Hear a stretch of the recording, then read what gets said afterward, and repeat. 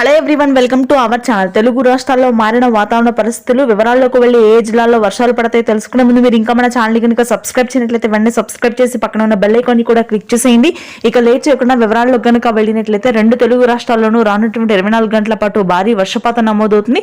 ముఖ్యంగా కోస్తా తీర ప్రాంతాలు శ్రీకాకుళం, విజయనగరం, విశాఖపట్నం ప్రాంతాల్లో రానున్నటువంటి 4 రోజుల పాటు తేలికపాటి వర్షాలు ఈదురుగాలు అత్యధికంగా ఉంటాయి.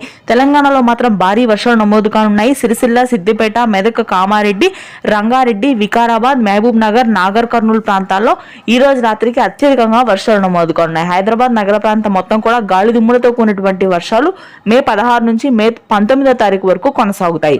ముఖ్యంగా కుకట్పల్లి, అమీర్పేట, మల్కాజ్గిరి, జిహెచ్ఎంసి, ఎల్బీ నగర్, వనస్థలీపురం, గట్కేసర్, ఆదిబట్ల, ఉప్పల్, బోడుప్పల్, పటాన్ చెరువు, కుకట్పల్లి, ఆ తర్వాత మాదాపూర్, మణికొండ, హైటెక్ సిటీ ప్రాంతాల్లో అత్యధికంగా వర్షాలు నమోదవుతాయని వాతావరణ కేంద్రం వెల్లడించింది.